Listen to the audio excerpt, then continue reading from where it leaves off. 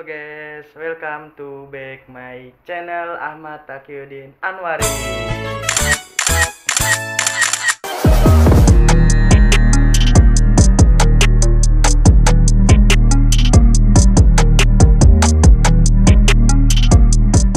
Selamat pagi, siang, sore, atau malam buat kalian yang menonton video ini.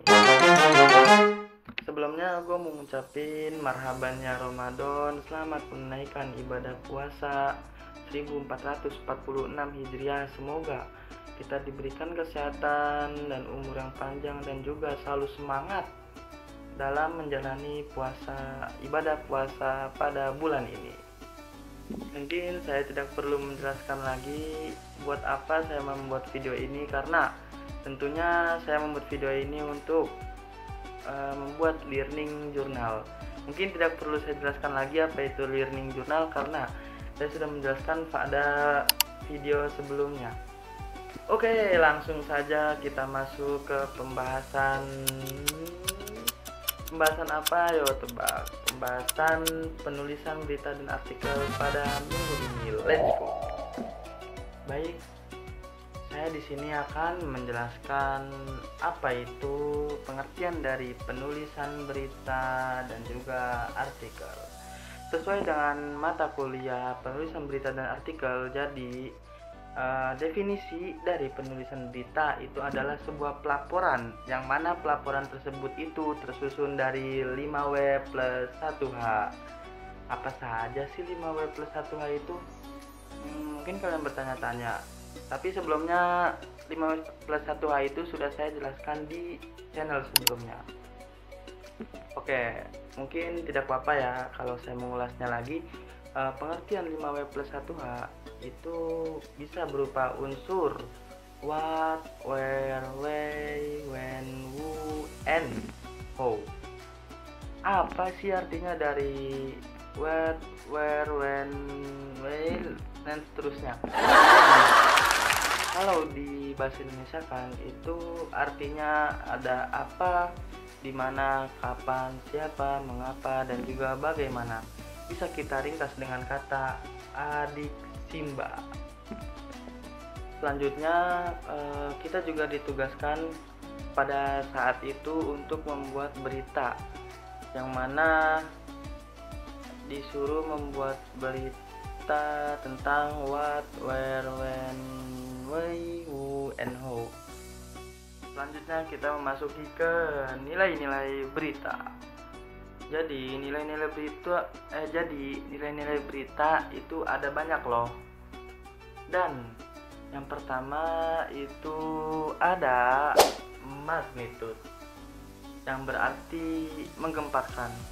Jadi magnitude ini berita yang menghebohkan banyak orang gitu. Kayak semisal ini semisal Presiden Jokowi terbukti korupsi. Waduh, mungkin itu bisa menggemparkan publik, khususnya di negara Indonesia ini.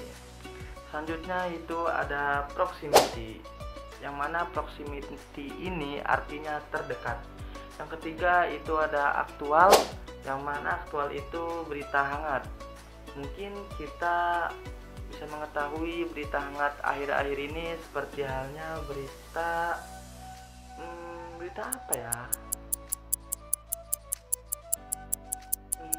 Berita yang katanya Pertamax itu dioplos. Mungkin kalian gak asing ya mendengar berita tentang Pertamina, yang mana bensin Pertamax itu ternyata dioplos dengan Pertalite. Yang keempat itu ada impact. Impact itu berarti berdampak. Yang kelima itu ada unswellness. Unswellness artinya berita yang mana berita tersebut itu tidak biasa. Yang keenam itu ada berita human interest. Dan yang ketujuh itu ada berita konflik. Yang ke-8 itu ada berita surprising. Yang ke-9 itu ada berita seks. Maaf ya. Yang ke-10 itu ada berita information.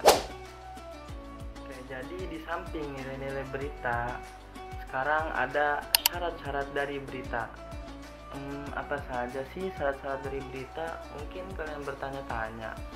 Oke, yang pertama itu ada aktual, yang kedua itu ada faktual, yang ketiga itu ada penting, yang keempat itu ada menarik, dan yang kelima itu ada seimbang.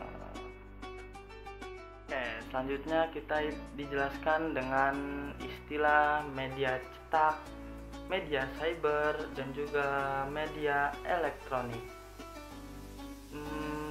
Ternyata antara media cyber, media cetak, ataupun media elektronik ini itu masuk ke media massa loh. Oke, jadi tadi ada yang namanya media cetak, media cyber, dan juga media elektronik. Jadi kalau media cetak itu contohnya adalah koran, terus majalah ataupun buletin. Jadi media cetak itu yang mana medianya itu unsurnya itu merupakan dari kertas. Karena koran dari kertas, jadi koran masuk ke media cetak.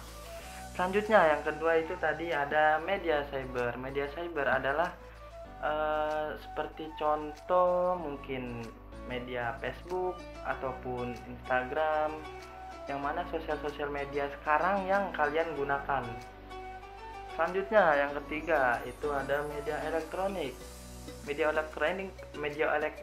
elektronik ini mungkin tidak tabu ya di kalangan masyarakat, karena media elektronik ini pasti ada di rumah-rumah kalian, seperti halnya ada TV dan radio.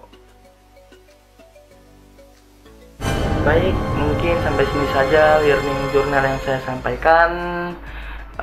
Kurang lebihnya mohon maaf apabila ada kesalahan datangnya dari saya sendiri, dan apabila ada kebenaran itu datangnya hanya dari Allah Subhanahu wa Ta'ala.